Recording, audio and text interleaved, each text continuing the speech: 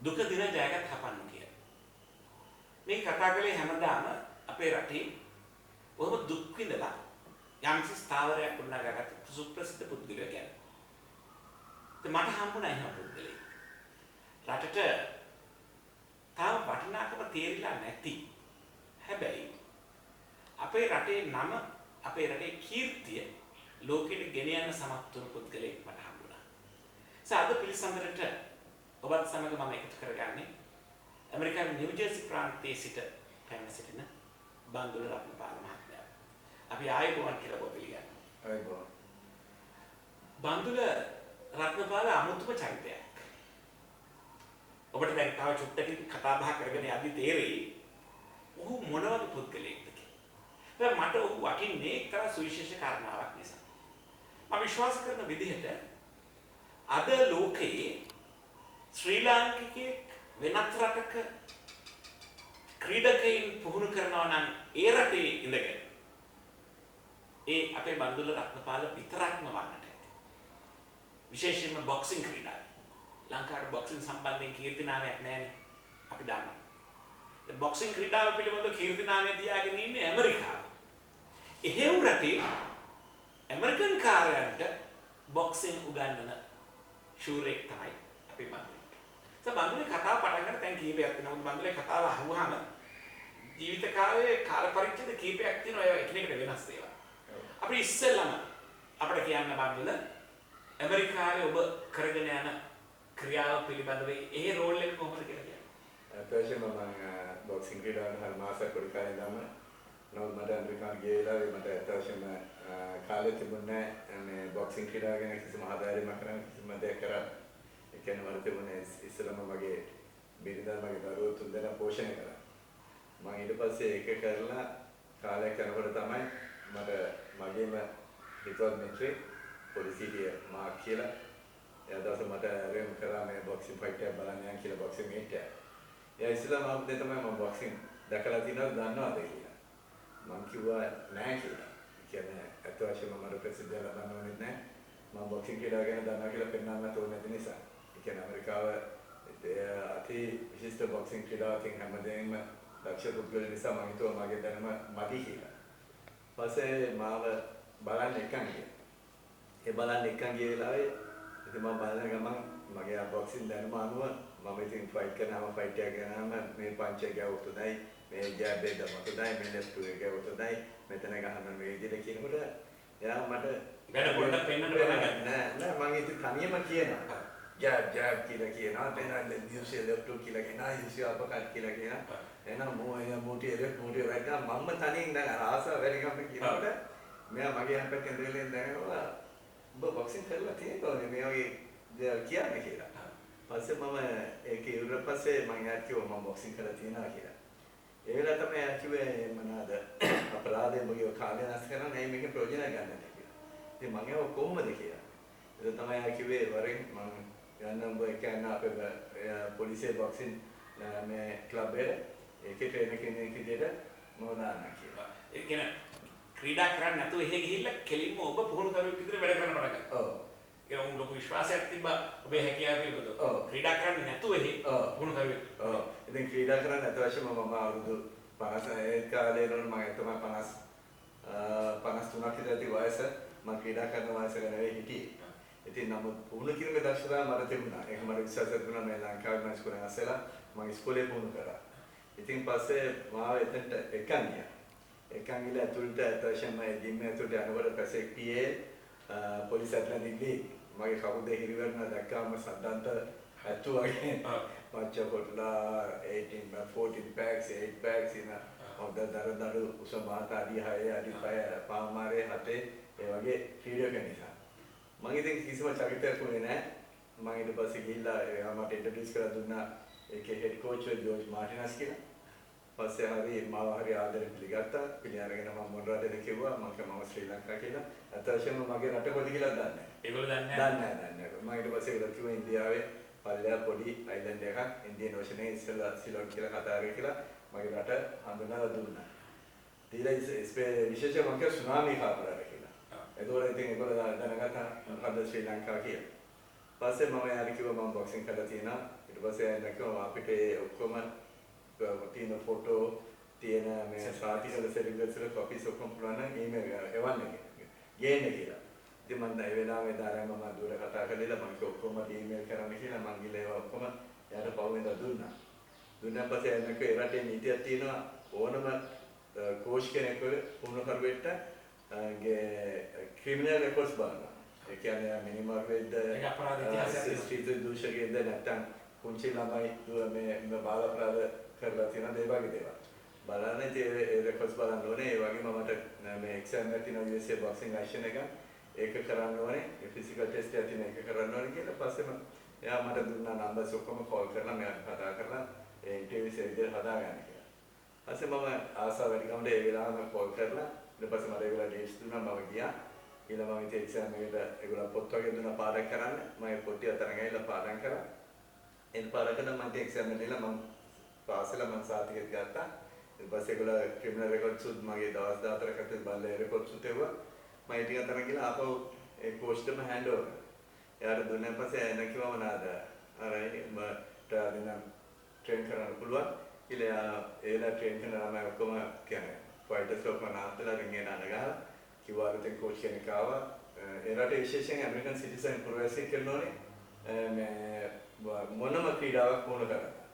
ඒ රටේ ප්‍රොෆෙසර් වියතුයි. නැත්තම් බෑ. අනිත්‍ය බොන කරුවෙක් වෙන්න බෑ රටේ ප්‍රොෆෙසර් නේද නැත්තම්. පස්සේ මනාද අඬගන්න ඔක්කොම ළමයිට කිව්වා ඔක්කොම හිටපු ක්‍රීඩකයන් කිව්වා මේ අලුතින් කෝච් කෙනෙක් ශ්‍රී ලංකාවේ ඉඳන් ඇවිල්ලා තියෙන්නේ. ඒටි නගා පුහුණු කරන්න නෑ. ඒක යටතේ කැම්ප් එකවල පුහුණු වෙන්න කියලා. නමුත් මට තේරුණා ඒගොල්ලෝ මොනවලදී මම මාව සත පාරක් ගණන් ගත්තා නෑ. නිකන් ඒගොල්ලෝ නිකන් මාව සබකෝල කරනවා නේ. මම නිකන් ඉන්දියන් කාරයෙක් වගේ. මට ඒ සමයනේ වචන කිව්වද තේනද නිකන් දන්නානේ ඉතින් ඕන දේවල් ඉතින් ඉන්දියන් කියලා තමයි කියන්නේ. ඉතින් මෙයා කව දන්න බොක්සින් මොනවාද එයා කවුට් එක වගේ මොකද්ද මේ ඉතින් දැන් සමාජචලයට වගේ ලකුණ නමුත් ඒක පෙන්නුව නැතුණාට මට මොනවලනේ මට ඒක මගේ හදවතට සතිප දැනෙනවා. ඉතින් මම පොවිදගේ පස්සේ මාත් එක ට්‍රේන් කරන කවුරුත් ආව නැහැ. ඉතින් මම ජිම් බෑග් එකට අරන් ගියා. නෑ මම ඉතින් හිතුවා ඒ වෙලාවේ මගේ කාඩියෝ වලට මම ටිකක් පොඩ්ඩක් ට්‍රේන් කරනවා කියලා මගේ එක්සර්සයිස් කරනවා. මම තනින් කරනවා කියලා පොඩ්ඩක් මගේ ඇඟට කියලා මම ඉතින් ඔය තනින් ග්ලව්ස් දෙකක් දාගෙන මම ජම්ප් රෝප් කරලා ඉතින් මං පොඩ්ඩක් කරගෙන ඉන්නකොට කෙනෙක් මාත් ට්‍රේන් කරන්න එන්නේ නැහැ. පස්සේ අතරතුරේ ආවා මේ ඩොමිනිකන් රිපබ්ලික් වල ඉන්න ඒන්ජල් බිටෝ කියලා ළමෙක් අවුරුදු 17ක් කියලා. ඒ ළමයා තල්තෙමයි ජිම් එකට ඇවිල්ලා බඳින්නේ. ඒ අවස්ථාවේ මගේ කෝච් එයා කිව්වා බඳුන මේ ළමයා තලු අඩු ගානේ මේ ළමයා අරගෙන දැන් මම ට්‍රේන් කරලා දෙන්නම අලුත් කියලා මට ඉන්ට්‍රොඩියුස් කරලා දුන්නා. දැන් ඊට පස්සේ මම ඒ ළමයාගේ පුද්ගලයා මහුවා ඔබ මිටිස්ලා බොක්සිං කරලා තියනවාද කියලා. ඒ ළමයා කිව්වා ඩොමිනිකන් රිපබ්ලික් වල බොක්ස් කරලා තියනවා කියලා. පස්සේ මගේ යාළුවා ග්ලව්ස් දෙක දීලා මම ඉතින් යාළුවා මම පළවෙනි සැරේම බෑග් එකට හරිය පන්ච් කරනවා මම දැනගත්තා හොඳ ස්කිල් එකක් තියෙනවා මේ ළමයාට මට වැඩි මේ ෆීඩ් කරන්න ඕනේ නැහැ මට හදාගන්න රක්ෂක කියලා මට තේරෙනවා හදන්න පුළුවන් කියලා.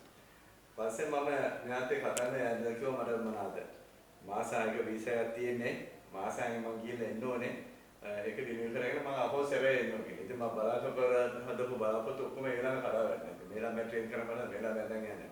මම ගිහලා කොහොම හරි වරෙන් කියලා. ඊට පස්සේ දැන් කිව්වා මට ඇවිල්ලා ඉන්න තැන තමයි ප්‍රශ්නේ කියලා. මම කිසි දෙයක් බය වෙපා. ඒතකොට මගේ බාලපුතා ලංකාවේ එයා අවුරුදු දෙකක විතර නිවාඩුවලා ඉවරගේ පොඩි ලංකාවේ ගෑරේජ් එකක් හදන්න එන්නේ. මම කිව්වා මගේ ගෙදර ඉන්න පුළුවන් කියලා. පස්සේ මම එයා ගිහිල්ලා ආවන් පස්සේ මම එයාව මගේ ළඟ තියාගත්තා. තියාගෙන මම එයාට පාර්ට් ටයිම් රක්ෂාවක් හොයලා දීලා මම ඊට පස්සේ එයාව උදේ පාන්දර 5ට නැගිටලා අපි දෙන්නම දුවනවා. මම එයාට ගිහලා මම එයාට දුවනවා සමහරවිට මම මගේ ජීප් එකේ ඉඳලා ජීප් එක පිටපස්සේ දුවගෙන යනවා. ඕමෝම මම පුළුවන් තරම් ට්‍රේන් කරා. ට්‍රේන් කරලා කන්ඩිෂන් කරලා ඒ වගේම මම එයාට හැමදාම පෑඩ්ස් බෑග් එක ගන්න හැමදාම එයාගේ වැඩ දේවල් නිවැරදි කරලා මම තනියෙන් මගේ කාලේ රෑ දවල් බලන්න නැතුව මම ට්‍රේන් කරා. ඉතින් ට්‍රේන් කරලා ඊට පස්සේ නිව් ජර්සිලා තියෙන මේ ගෝල්ඩන් ග්ලව්ස් කියලා ලොකුම බොක්සින් ටූර්නමන්ට් එකක්. ඒක තමයි කියන්නේ ප්‍රොෆෙෂනල් යන්න ගෝල්ඩන් ග්ලව්ස් ගහලා තමයි ඊට පස්සේ ස්ටේට් ගහලා නැෂනල් ගහලා යන්නේ. ඉතින් මම කිව්වා මගේ අනිත් කෝච්ලාට ගිහලා කිව්වා ඒන්ජල් දැන් ඊළඟ ෆයිටර් රෙඩි කියලා. ඊට පස්සේ ඒගොල්ලෝ ෂුවර් මම කිව්වා ෂුවර් කියලා. පස්සේ මම ඒන්ජල් එක දිර්මත් කරා. මම කිව්වා අපි දැන් හොඳ ට්‍රේන් කරා. දැන් මම අත්‍යවශ්‍යම එන්ජලගේ ගොඩ නැගුවා පියපුතු සෙනෙහස. ඒ කියන්නේ මම ආදරෙන් හැදුවා කියන්නේ ආදර කරා මගේ පුතෙක් වගේ. ඒ කියන්නේ මම ඩිසිප්ලින් කරා. එයා මම එයාට කියලා දුන්නා. හොඳ නරක හැමදාම දේශපාලන ක්‍රීඩාවේ දිනුම කරනවා පිළිගන්න ජයපරාජය පිළිගන්න විදිය නිහතමානී වෙන විදිය මහත්මා ගාන්ධි ගුණ කේන්ති ගන්න නැතුව ෆයිට් කරන විදිය කියලා බොක්සින් වල බොක්සින් වල කවදාකවත් කේන්ති කරන්න දිනන්න බෑ. දැන් අපිට එකපාරක් ගහපුවම අපේ වේදනාවට කේන්ති කරගෙන අනිත් ප්‍රතිවාදියාට පාරක් එල්ල කරන්න ගියොත් තව පාරක් 10ක් විතර අපිට වදිනවා. සමහරවිට අපි ඇදගෙන යන්න පුළුවන්. ඉතින් මං කියව කොයිලාවේ ඔයාලට ධර්ම පාරක් ඇදිච්ච වෙලාවට ඔය ඉවසලා ඒ වෙලාවේ ආ පෙන්නන්න එපා. ආට ධර්ම පාරක් මුන්නට හරි බලලා හරි ඇඟට හරි කකුලට හරි වැදුනා කියලා පෙන්නන්න එපා. ඔය ඉවසලා පුළුවන් තරම් ඉවසින්ම බොක්ස් කරන්න. කියලා ගන්නන කොහොමරි වෙදා ගිය වෙලාවේ මම එක දෙයක් කියන නැත්තම් මම ෆයිට් එකට ඉස්සෙල්ලා හැම එයා මං හිතාගත්තා එයා මම මොටිවේට් කරනවා කියලා. ඒ කියන්නේ මං හැමතිස්සෙම එයාට කතා කරා. මං එයාගේ හෑන්ඩ් රැප්ස් දාන වෙලාවෙත් මං කතා කරා. මොනවාද ග්ලව්ස් එක දාන වෙලාවෙත් මං එයාට කතා කරා. රින් එකට යන්න ඉස්සෙල්ලා එක මං එයාට කතා කරා. ඊට පස්සේ මානසිකව මේ කර හිමින් ගෙනල්ලා ඊට පස්සේ රින් එක ඇතුළට ගියන් පස්සේ අපි දෙන්න රින් එකට ඉස්සෙල්ලා ඉතින් මොනවාද ඇවිල්ලා රෙෆරි ඇවිල්ලාගේ නම් දෙක කියලා කතා කරනවා. මං කිව්වා බලපන් මගේ ඇස් දෙක දිහා. හරිද? හොඳට බලපන්. මොනවද පේන්නේ මට? අපි දෙන්න හොඳටම ට්‍රේන් කරා. මට 100% නේ දැනගන්නේ. මට ඕනේ 100% 100 බලන්න. do or die. එක කරනවා නැත්නම් මරණ ඇතුලේ. කොහොමාරි මම මේක දිනනවා කියලා මම පිටත් අට කළා බදාගෙන ඉබලා දිනමත් කරලා. ඒකවල මට නෑ කිව්වා මට තේරුණා. ඇස් දෙක නෙවෙයි යාගේ වචන නෙවෙයි. කිව්වා yes coach කියලා. මට තේරුණා. ගාන. යාලා හදස් මම ගත්තා. මම කරනවා කියලා. නැගලා තමයි පඩිපෙළ මට බෑලා ටින්ගල ගොංගේ ගහන විතර මම බංකුවරෙන් මෙහෙම වාඩිලා බලන්න යනකොටම ගිය ගමන්ම දෙකයි ගැහුවා එහෙම මනෙත් එක්ක හැදෙනවා බිමට. තප්පර 30ක්වත් ගියේ නැහැ. ඊට පස්සේ මට ඒක කතා කරලා දැන් බොක්සිං ක්‍රීඩාව නිකන් ක්‍රීඩාවක් නෙමෙයි කියලා බන්දුලේ කතාවත් එක මට තේරෙන්න පටන් ගන්නවා. මේක මහලුකු විද්‍යාවක්. මේක මහලුකු කලාවක්. මේක ඇතුලේ තියෙන ශාස්ත්‍රයක්. නිකන් හැමෝටම අතපය හයිය තිබුණට ගහ ගන්න බෑ. ඒක නීති රීති දැනගත්ත පමණින්වත් ගහ ගන්න බෑ. ඒකට විශාල මානසික ඒකාග්‍රතාවයක් ඕනේ. ඒ වගේම විශාල හික්මීමක් අවශ්‍ය කරනවා. මම හිතන්නේ බන්දුල කෝච් කෙනෙක් විදියට, පුහුණුකාරයෙක් විදියට අපූර්වට Tamanට හම් වෙන්නේ එකම chance එකක්. මේ එකම අවස්ථාවෙන් ප්‍රයෝජන ගන්න. ඔන්න දැන් ඒන්ජල් ගහුවා වැටෙන්න. ඔව් ගැවුවන් පස්සේ මම ඉතින් අද්දේ මෙහෙම කරන් බලන් හිටියා අනිත් ප්‍රතිවාදය නැගිටීද කියලා. මම දැක්කා ඒ වැදුන මේ අප කට්ටකට ලෙෆ්ට් හුක් එකකටයි නැගිටින්නේ නැහැ කියලා. ඒ කියන්නේ ඒ එන්ජල්ගේ මේ බාහුව දෙක ඇවිල්ලා හරි ශක්තිමත්. ඒ නැවිලා ගහපු විදිහට මම දැනගත්තා නැගිටින්නේ නැහැ කියලා වැටෙනවා තමයි නැගිට නැහැ. ඊට පස්සේ ආගේ අත ඉස්සුවා. ඊට පස්සේ මට ඒ වෙලාවේ සීලෝ ගැටුණා. දැන් අපි ආසක් හැදෙනවා. ඊට පස්සේ මොනවාද? ඊට පස්සේ ඒ තරගෙන් මිනිහා හොඳ ෆයිටර් වුණා. රෙකෝඩ් එකක්. ඒ කියන්නේ තප්පර 30ක් ඇතුළතදී ප්‍රතිවාදියාව නොකවුට් කරා. හොඳම ෆයිටර් වුණා. ඒ වගේම අපි ගෝල්ඩන් ග්ලව්ස් ටෝර්නමන්ට් එකක් දින්නා. බන්දුල වගේ පුහුණුකාරයෙකුට තාත්තා කෙනෙක් වගේ පුහුණු කරපු නිසා ඒක සංවේදී මොහොතක්. මොකද තමන්ගේ මුළු ජීවිතේම ගෙදර ගෙනල්ලා තියාගෙන කෑම බීම දීලා අවශ්‍ය කරන සියලු දේවල් අරගෙන දීලා උදේ ඉඳන් රැ වෙනකන් පැය 24ම තමන්ගේ ජීවිතේ කොටසක් බවට පත් කරගෙන පුහුණු කරපු දරුවා එක පළවෙනි විනාඩිය ඇතුළත පරිණ තත්පර කීපය ඇතුළත ජයග්‍රහණය කළා. පරිණ තත්පර 30 ඇතුළත ජයග්‍රහණය කළාම බන්දුලට ඒක දරා ගන්න බැහැ. තාමත් ඒක මතක් කරනකොට බන්දුලට ඒක දැනෙනවා නේද? හොඳට දැනෙනවා. හරියට හදන්න දැනන්නේ ඒක. කොමාරි දැන් ඔක තමයි බන්දුලගේ ජයග්‍රහණය පටන් ගන්න තැන. එන්ජල් තමයි දැන් පස්සේ තමයි මේ කී දෙකීලා හැරල් නිවුස් එකේ පේපර් රිපෝටර් කෙනෙක් ඇවිල්ලා මා හම්බ වුණා. හම්බෙලා බොම්බන රටේද ඉස්තරහල ඊපස්සේ මගේ ආටිකල් ඇදිවා.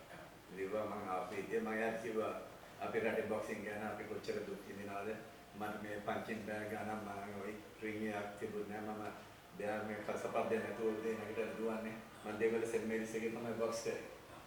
දේවල සෙන්ට් මේරිස් කියන්නේ අපි අපි ඉතිහාස කතාව වෙන වෙනවා. ඔතනදී මට පොඩ්ඩක් බාධා කරන්න දැන් මේ එහෙ මොනවාද මෙහි වෙන්නේ නැහැ බන්දුල. ඒ කියන්නේ ඔබ ජයග්‍රහණය කළාම ඔබ යන්න ඕන සියලු දේවල් අරගෙන පත්‍රකාරයෝ පිටිපස්සේ. ඔබ යන්න ඕන රූපවාහිනී මාධ්‍යවේදීන් පිටිපස්සේ. ගිහිලා අනේ මං ගැන කතා කරන්න කියලා කියන්නේ. මොකද එහෙ ඔබ ජයග්‍රහණය කළා කියන ආරංචියට පත්‍රයෙන් ඇවිල්ලා ඔබ සමග සාකච්ඡාවක් කරනවා. එහෙමයි මෙහෙ පොඩ්ඩක් වෙනස්. ඔව් ඉතින් මට ඊට පස්සේ මට ඒ කියන්නේ මම ඊට පස්සේ ජිම් එකට ගියා ආදිම ආඩම්බරේ. ඊට පස්සේ මට අනිත් කෝච්චස්ලා ඔක්කොම ඇවිල්ලා මට ස්තුතිවන්ත වුණා. වෙලා ඊට පස්සේ අනිත් ඔක්කොම ෆයිටර්ස්ලා ඇවිල්ලා මට ස්තුතිවන්ත ගෞරව කරා. ඉතින් ඊට පස්සේ මගේ නම ටිකක් ප්‍රසිද්ධ වුණා ඒ සිටි එකේ ළමයි අතරේ ප්‍රසිද්ධ වුණා. ඊට පස්සේ හැමෝම වගේ මාත් එක ට්‍රේන් කරන්න මන්දුල හොයාගෙන ඉන්න පටන් එතකොට මම කලු බ්ලැක් කෝච් කෙනෙක් හිටියා ජේම්ස් කියලා. මිනිහත් මාත් එක එකතු වුණා. පස්සේ අපි දෙන්න එකතු වෙලා තමයි ඊට පස්සේ හැම දෙනාගේම ගීත ගොඩනගාගෙන බොක්සින් මේක ආවේ. දැන් ඔය බන්දුලේ ඉන්න පළාත නිව් ජර්සි කියන පැත්ත බොහොම මේ රස්ති අදුකාරයෝ ඒ වගේ මද්‍රව්‍ය ජාවාරකාරයෝ ඊළඟට දාමරිකයෝ පාරවල් වල සටන් කරන වීදි සටන් කරන පිරිච්ච පැත්ත. හැබැයි ඉතින් ඇමරිකාවේ ඉතිහාසය පුරාම ඉතාම දක්ෂ බොක්සිං කරවන්න ඇවිල්ලා තියෙන්නේ ඒ තැන්වල. මුඩුක්වලින් දුප්පත් පවුල්වලින් එතන කළු ජාතිකයෝ ස්පැනිෂ් දැන් මං ඉන්න පැත්තේ නිව් ජර්සිලේ පැසේ කියන පැත්ත. ඒකේ මෙක්සිකන්, ඩොමිනිකන්, පෝටර් රිකන් ලතින් ඇමරිකානු සමාජය ඔක්කොම ඉන්නේ. ඩොමිනිකන් මෙක්සිකන් තමයි ගොඩක් ඉන්නේ. ඉතින් ස්ට්‍රීට් ෆයිටර්ස්ලා තමයි ඔක්කොම ළමයි ඇවිල්ලා පාරවල ගා ගන්නවා කිසිම හික්මීමක් නැහැ. ඉතින් පස්සේ මම හුඟක් කල්පනා කරා මේ දරුවම ගේන මේක ඇතුළේ. ගෙනන මේගොල්ලෝ හික්මන මේ ක්‍රීඩාවට යොමු කරලා මේ රටට ලෝකෙට අවශ්‍ය පුරවැසිය කරා.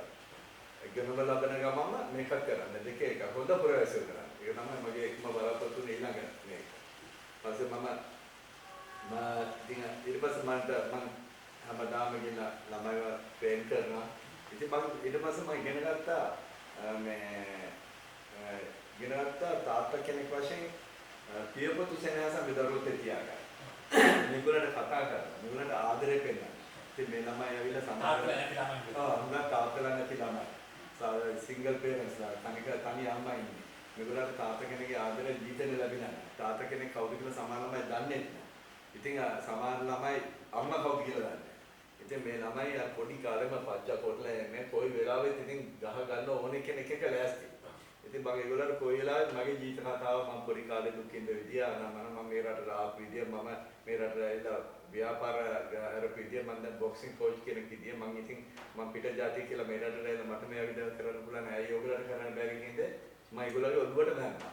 මම ඒගොල්ලන්ට පෙන්වනවා කොයි වෙලාවත් ආදරේ. ඉතින් මම කොයි වෙලාවත් බදාගෙන මගේ ළඟම තුරුල් කරලා මම ඉඹලා කරලා තමයි යන්නේ. යනකොටත් මම උදේට එනකොට ජිම් එකට තමයි බෑග් එක තමයි දුවගෙන ඇවිල්ලා මට ආගියක් දීලා තමයි යන්නේ. ඉතින් මම රින්ගේ වුණත් මම හරි කියාපොලි බලා ඉන්න පාරක් හරි වැදුනා මම ගියා නාතලා අය ඕකේ කියන්නේ ෆයිට් එක මම චෙක් කරලා මොන ඔක්කොම දෙන ජෝස් ඔක්කොම කට ඇල්ලස් ගාලා බාලා ගාගෙන පුළුවන් කියලා. එහෙමනම් තමයි මම ආපස්සට ඒගොල්ලෝ ගාගෙන ඉඳ දෙන්නේ. ඉතින් මම ඒගොල්ලෝගේ පුද්ගල දේවල් තාම ඉස්කෝලේ වැඩ කොහොමද අද හෝම්වර්ක් කරාද අද ඉස්කෝලේ ගියන් පස්සේ හොඳ මේ කියන දන්නා ඉතින් මම ගොඩනගුව ඒගොල්ලන්ට තියෙන මිත්‍රත්වය කියන්නේ ඒගොල්ලෝ එකම තමයි. දැන් බලාගෙන යනකොට බඳුලා නිකන් තනිකරම මේ බොක්සිං පුහුණුකරුවෙක් පමණක් නෙමෙයි. ඔහු එක පැකේජ් එකක්. සම්පූර්ණයෙන්ම ඒ දරුවාගේ ජීවිතය තමන්ගේ අතට අරගෙන ඔහුව ජයග්‍රහණය කරා මෙහෙයවන යන්ත්‍රයක් බවට පත් වෙලා තියෙනවා. ඉතින් බඳුල අපිට ආඩම්බරයක් මේ මොහොතේ මොකද ලංකාව තාම දන්නේ නැහැ ලංකාවේ හැබැයි දක්ෂ කොහෙද ඉන්නේ කියන එක පිළිබඳව. අපි හිතෙන් දෙනවා කතාව අවසානයේ මම කැමති දැනගන්න බඳුලගේ ළමා කාලේ පිළිබඳව. මොකද ඒකත් හරිම උනන්දු කර මේ දෙහිවල දැන් අපි ඉන්නේ මේ මොහොතේ දෙහිවල මේ පැත්තේ පාරවල් වල රස්තිය වෙලා කට්ටි පැනලා අර වැටවල් උඩින් පැනලා ගිහිල්ලා පරේයෝ යවලා ගුටි ගහගෙන මේ ගුටි කාලා එහෙම ලස්සන අතීතයක් වගේ. අපි අහනවා ඒ දුබ්බර සහ සුන්දර අතීතය. ඇත්තටම ඒක දුබ්බර නේ කියලා සුන්දර අතීතය. දැන් ළමයිට ඒක නෑ. මම දැන් ළමයි හුඟක් වෙන්නේ කම්පියුටර් වලයි ලැප්ටොප් වලයි iPhone වලයි අපිට තුන සුන්දර අතීතයක්. ඒ කියන්නේ ඒ දවස්වල මේ ගෙවල් වල තාප්ප තිබුණා මම හිතන්නේ ඕනේ කෙනෙක් දන්නවා මම 70 දශකේ 70 ගණන් වල 60 ගණන් වල ඊයත් මිනිස්සු දන්නවා. ඒ දවස්වල තිබුණා මේ දෙමව්පියන්ට රයිට්ස් ඒ කියන්නේ ඕනම අම්මා කෙනෙක්ට දරුවන්ට දඬුවම් කිරීමේ අයිතිය. ඒ කියන්නේ වැරද්ද කරොත් ඕන අම්මා කෙනෙක්ට පසට ගාලා දුන්නා කිව්වොත් අපි දුවගෙන යනවා. මගේ එතකොට මගේ අම්මා කියලා මගේ දරුවෝ දඬුවම් කරේ කියලා අහන්නේ නැහැ කවදාවත්. හැම ඕනම වැඩිමල් කෙනෙක්ට දඬුවම් කිරීමේ අයිතිය තිබුණා. තමන්ගේ දරුවෝ. ඔව් තමන්ගේ දරුවෝ. එතකොට මම දෙහිවල පයි හිටියේ. එතකොට මගේ තාත්තා නැතුනේ ඉතින් අවුරුදු 10යි. එතකොට ඉතින් 10 නැතිච්ච දවසේ නම් තාත්තා තමයි අත්‍යවශ්‍යම තාත්තා ගාල්ලේ මයින්ඩ් කොලෙජ් එකේ ක්‍රිකට් ගහලා තියෙනවා. අම්මන ගැමි අන්දාක නුවර පාතේ අම්මන කිසිදා ක්‍රීඩා ගැන දන්නේ නැහැ. තාත්තා තමයි ඉතින් මාව නිර්මාත් කරේ වාටෝද බොක්ස් ඉන්න කියලා මගේ අයියලාට ක්‍රිකට් ගහන්න හොඳයි කිව්වේ. තාත්තා කියලා එදාලා ඒ තාත්තා ඊට ඉස්සෙල්ලා දවසේ අයියලාගේ ස්පෝර්ට්ස් මීට් එක තිබුණා ක්‍රිකට් මැච් එක ස්පෝර්ට්ස් මීට් එක. ඒක යන්න තියදී තමයි තාත්තලා පොක්කම මරේ නැති උනේ. එදා මගේ තාත්තගේ ආසාව නිසා මම බොක්සින් කරනවා කියලා. ඉතින් හරි ආසාවෙන් හිටිය එකන සෙන්මේසේ බොක්සින් දැක්සම මම ගෙදර ආවිලා ඔය ඉන්දාන්සිනාමයි බර්ගර් ළමයි බොක්සින් කරන දැක්කම මම ගෙදර ආවිලා තාත්තලාට මෙහෙම තට්ටු කරනවා මෙහෙම තට්ටු කරනවා කියලා මට ගහනවා. ඉතින් පුදුම ආසාවක් තිබුණේ. ඉතින් ඒ දවස්වල අපි ඉතින් උදේම නැගිට ගමන් සෙන්සරයිඩ් දඩට ගන්නවා සරුංගලේ අරලා යනවා සරුංගල අරින්න කැලේ පනිනවා එතකොට ඔට්ටුසෙලන් කරනවා ජොරා පනිනවා ටින්ජන් කියලා කින්නේ තරලා පිට්ටු කඩනවා ඒ දවස්වල ගෑනු පෙරි ළමයි ඔක්කොම අපි ඔක්කොම හරිම ආදරේ සමගින් ඉර බහින වෙලාවට තමයි ගෙදර යන්නේ. දාඩිය ගන්න බෑ එන තමයි දෙයි ගිහලා අම්මා ආවල කරලා බැස් කරනවා අපෝ අන්න දීලා ඊට පස්සේ අම්මා තුන්දරේලා අම්මා කියන කතන්දරයක් හරි සේපද කරලා ආගෙන ඉඳලා නින්දට යනවා දෙදාපෝ පොට්ටි එක ගන්නවා. ලස්සන ළමා කාලේ. ඔව් ලස්සනම ළමා කාලේ කරේ. මම හිතන්නේ ඒ කාලේ සුන්දර කාලයක් කාදාකත් මම හිතන්නේ එන්නේ නැහැ ලැබෙන්නේ නැහැ. ඔව් බොහොම දුෂ්කර ජීවිතයක් තමයි ගත කළේ ඉගෙන ගැනීමේදී සහ බොක්සිං වලට අවතීර්ණ වීමේදී. මට ඔබේ පාසල ඒ කාලේ ප්‍රසිද්ධ වෙලා තිබුණේ බර්ගර් ළමයිගේ ආධිපත්‍යයක් තිබුණේ. අත්තම ඔව් ඒ කියන්නේ මම දන්නේ අත්තම මම තාමත් එක මම ආර ලොකු ප්‍රේලිකාවක් මමයි මල්දිවයි දෙවල සන්තම සෙන්ට් මේරිස් එකට අපේ අම්මලා තාත්තලා කොහොමද දැම්මේ කියලා. ඒ කියන්නේ 100%ක්ම ක්‍රිස්තියානි ළමයිගේ ඉස්කෝලයක්. ඉතින් අපි දෙන්නම බෞද්ධාගම නාමත ආගම බෙදන්නේ නැහැ. නමුත් අපි දාලා තිබුණා. ඉතින් අපි මම දවසක් පන්ති ගහගත්තා. මම ගහගත්තා. පොඩි කාලේ අවුරුදු 9 ගහගත්තා තාරණෙක් එක. ගහගත්තා පස්සේ මගේ ගේම් මාස්ටර් මිස්ටර් ජයවර්ධන එන්න ඔයාව හොඳ රෙස්ලින් වලට තමයි කියලා මායය දෙන්නම රෙස්ලින් වලට දැම්මා. යාන්ත මෙන්ඩිස් කියලා මායි. ඉතින් ආ රෙස්ලින් කරන වෙද්ද හරි ගඳයි. ආඩින් ගඳයි. මම කැම්පියුනේ රෙස්ලින් කරා. ඉතින් මම එලා කිව්වා සර් මම රෙස්ලින් වලට ආස නැහැ. මම ආස බොක්සින් වලට කියලා. ඊට පස්සේ මිස්ටර් ජයවර්ධන සර් ගිහලා මාව බොක්සින් වලට බාර දුන්නා. ජෝර් රොඩ්රිගස් කියලා තමයි බොක්සින් කෝච් හිටියේ. එතකොට ඔක්කොම බර්ගර් ජාතික ළමයි තමයි බොක්සින් මේකේ හිටියේ. ආධිපත්‍ය අරන් හිටියේ චාවෝ ඩිකාව් ගොඩ්ෆ්‍රී බර්නාඩ් ඩි සිල්වා ලූෂන් ක්‍රෝසියර් එස්වර්ත් ෆෙල්සියානස් මිල්රොයි බර්ඩ් ඔක්කොම ඒ වගේ නම් වලින් හිටපු ටියඩෝ අයිසෙක්ෂන් කාලෙන් රොසයිරෝ එක සිංහල නමක් තිබුණේ නැහැ. ඉතින් මම ගියාම ඉතින් එතනත් මාව නිකන් විහිළුවක් වගේ. ඉතින් මේ ගැලපෙන්නේ නැහැ අර සුදු බැටළු වලට නෑ කළු බැටළු ගෙනාලා දැම්මා වගේ. ඉතින් මේගොල්ලන්ට මාව සමාචරය. මට ඉතින් විහිළු කරනවා. ඉතින් මේගොල්ලන්ගේ සමහරයාට ට්‍රේනින් කරා මට දාඩිය පිල් ගන්න ඕනේ. සමහරයාට කෝච් එකේ ගෙදර බොක්සිං ග්ලව්ස් තියෙන්නේ. ඒවා පයින් ගිහලා අරගෙන එන්න ඕනේ. තේරෙනවද? ඉතින් ඔය වගේ තමයි. ඉතින් සමහරවල් මේගොල්ලෝ මට වඩා ටිකක් වැඩි ලොකු ළමයිව දාලා මාත් එක්ක ෆයිට් කරා. ඉතින් මම කොච්චර මුලිකව මම ගමන ඇතුනේ. සමහර වෙලාව මම නිල්ලලා එනවා. තොලවල් කුකුරලා ගෙදර එනවා. ඉතින් අම්මා එලා අඬලා කියන එක නාත්තපන් මේ මල සෙල්ලම මොකද මේ සෙල්ලම තේරුම් වෙන්නේ කියලා. ඉතින් මම උන්වතෙන් තවලා මේ කළා. මම පව්වෙන්ද ඒ නැතුනේ ඊට පස්සේ මගේ පුණහොඩ තේරුණා මම නාත්තට බෑ කියලා. පස්සේ තමයි යා මට දුන්නා ඉස්සෙල්ලාම එක ෆයිට් එකක් ගහන්න. ඉතින් ඒ ෆයිට් එක ලාවේ ඉස්කෝලේ හිටියා තව දක්ෂ ක්‍රීඩකෙක්. චාවලිකව කියලා හිටියා. ඒ මම රාත්‍රී 65. රාත්‍රී 65 ඒ ෆයිට් එක වෙලාවේ තව ඉස්කෝලේ හිටියා සයිඩ් එකේ සමිඩොන් කියලා. ඉතින් එයාත් හොඳ දක්ෂ ක්‍රීඩකෙක්. අපි දෙන්නම ඒ ක්ලාස් එකේ ගහුවේ. ගහලා මම එදා ජයග්‍රහණය කරා. ඒ ජයග්‍රහණය පස්සේ මම ඉස්කෝලෙන් ඊට පස්සේ දැනගත්තා මම දක්ෂයි කියලා. ඒ දක්ෂ වෙලාවේ දක්ෂයි කියලා දැනගෙන පස්සේ ඉස්කෝලෙන් මම ඊට පස්සේ හිමි මාව තරණ වලට දැම්මා. සාමාන්‍යයෙන් හුඟක් දෙනෙක් ළඟට වාසනාව හොයාගෙන එනවා. බන්දුල ළඟට වාසනාව හොයාගෙන ඇවිල්ලා නැහැ. බන්දුල වාසනාව හොයාගෙන පස්සේ ගියන් තියෙනවා. මහන්සියෙන් අමාරුවෙන් බඩ ගාගෙන ගුටි කාගෙන ගිහිල්ලා වාසනාව හොයාගෙන තියෙනවා. දැන් මට කියලා දැන් ඔය දෙහිවල හිටපු බන්දුල කියන තරුණයා මේ තරුණයා කොහොමද නිව් ජර්සි වලට ගියේ? නිව් ජර්සිට තමයි මම ඒ දවස්වල ආර්ථික අමාරුකම් ගොඩක් තිබුණා. මම ඊට පස්සේ ඇත්ත වශයෙන්ම මම ශ්‍රී ලංකා නායක හම්බාට බැන්දා. නායක හම්බාට බැඳිලා මම නායක හම්බාට සේවය කරන ගමන් මම ලංකා දියර සංස්ථාවට ගියා. මම ලංකා දියර සංස්ථාවේ මේ මුදු කරු වශයෙන් මම පුහුණුවක් ලැබුවා. ඒ පුහුණුව ලැබලා ඉඳලා මම විදේශ නැවුවල ගත වුණා. ඊට පස්සේ මම විදේශ නැවුවල ගත වෙලා මම අවුරුදු 16ක් විතර විදේශ නැවුවල වැඩ කරා. වැඩ කරා. ඉතින් වැඩ කරන වෙලාවේ මේ මගේ නනේ හිටියා මේ දෙමළ ළමෙක් හිටියා මාකස් ජබමාන කියලා.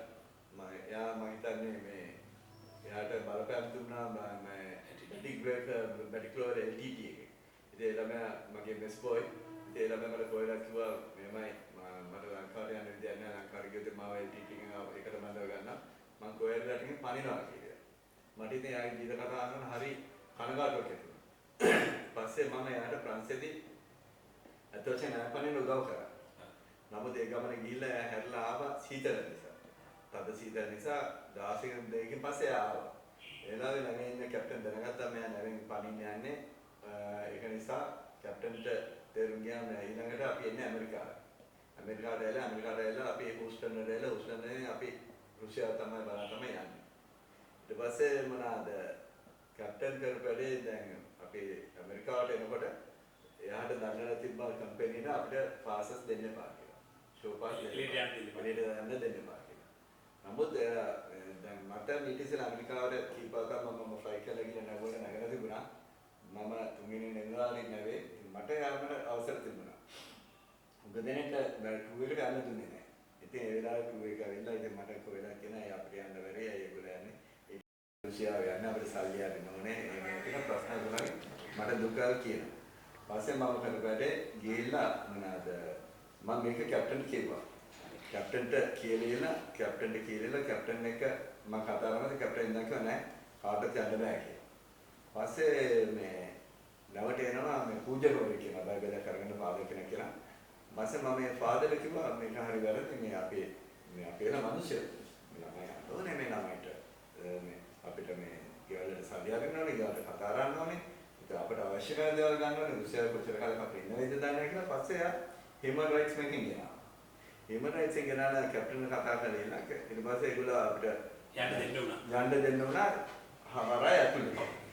වරය ඇතුලේ තිබුණා මේ සීමන් ක්ලබ් එක. ඒ සීමන් ක්ලබ් එකේ තියෙන ඔක්කොම දේවල්. බැංකු තියෙනවා, ණය ඩිස්කෝ තියෙනවා, ස්පෝර්ට්ස් කරන්න හැමදේම තියෙනවා. බඩු ගන්න සාප්පු තියෙනවා, ටූත් පේස්ට් එකක් දැන් දුන්ද සපත්තු ගන්න ඕනේ නැති නේ. ඒ නිසා අපිට යන්න අවස්ථාවක් ඕනේ නැහැ එළියට යන්න. ඉතින් ඒ අවස්ථාවේ අර මාකස් කියන දෙමළම ඇවිල්ලා මම ඉඳන් අපි කොහොමද පැනලා යන් කියලා. පැනලා යන් මේ නැවේ හිටියොත් අපසරයක් මම දැනගත්තා දැන් මම ලංකාවට ආපහු නවා පස්සේ මට කවදාකවත් ආපහු ඒ කම්පැනි වලට යන්න හම්බෙන්නේ නැහැ කියලා. මාකස්ගේ ජීවිතේ මොනවද කියලා මට ටිකක් දුකක් ඇති වුණා.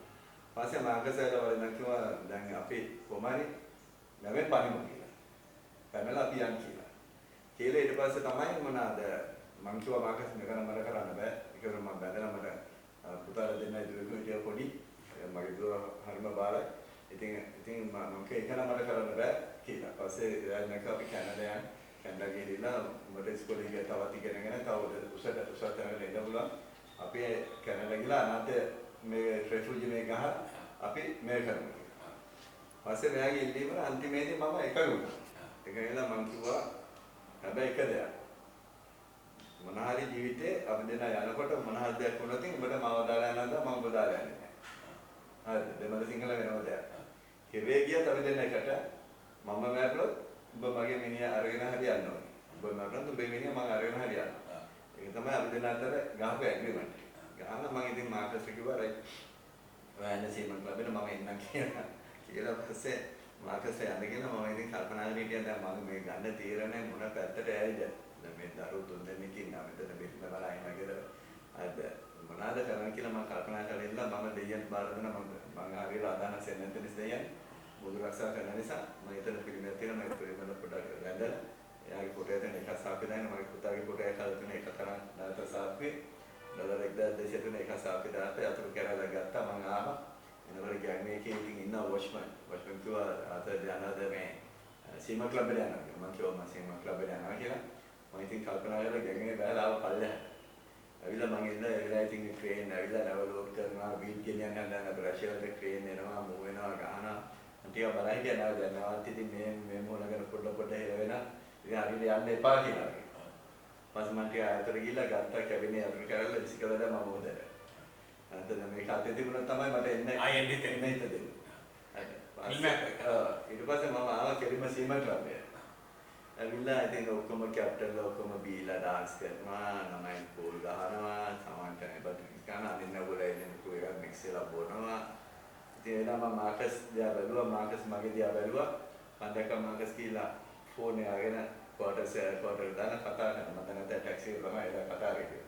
ඉතින් පොද වැස්සා ඒ වෙලාවේ මාකස් මනාද මට ඇහෙන් කිව්වා එන්න කියලා මම යනවා ටැක්සි එකකට දෙනවා අපි දෙනාම ටැක්සි එකක් නැග්ගා කොහෙද යන්නේ කොතනද දන්නේ නැහැ මම කිව්වා ඩවුන්ටවුන් නයිට් ක්ලබ් එකට ගෙනියන්න කියලා. ඉතින් ටැක්සි කාරයා මේන් ගේට් එක ළඟට ආවා. ඉතින් අපේ වාසනාවට මේන් ගේට් එකේ අපේ පාස් ටික කරේ නැහැ අපේ යන්නේ ලියන්න දුන්නා. ඊපස්සේ අපි දෙන්නේ එහෙමම නගරෙක හොස්ටල් ටෙක්සාස්.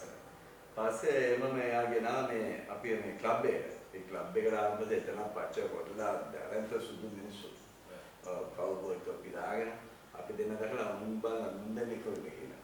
පස්සේ එලාවේ අපිට සංග්‍රහ කර වේටර්ස්ට අරගෙන මම ඉඳන් කිව්වා මේ මම බොන්නේ නැහැ අත වශයෙන්ම මම ඒ වෙලාවේ කිව්වා මේ පොඩි ස්කොච් එකක් ගේන්න අපි දෙන්නම කියලා. ගෙනාලා මම අහුවා මේ කොහොමද නිව්යෝක් යන්නේ කියලා. එයා නෑ බිමතින් මගේ නිව්යෝක් මම කිව්වා කියලා. බස් එකේ කොහොමද යන්නේ කියලා. පස්සේ එයා කිව්වා නෑ ඔයාලට බස් එක යන්න දන්නවද මම කිව්වා බස් ටර්මිනල් දන්නේ නැහැ රයිට් මම ආව ටැක්සි එක දාන්න ටැක්සි එක හදාලා දෙන්න එතන ගිහලා බස් ස්ටෑන්ඩ් එකට එයා දායි කියලා.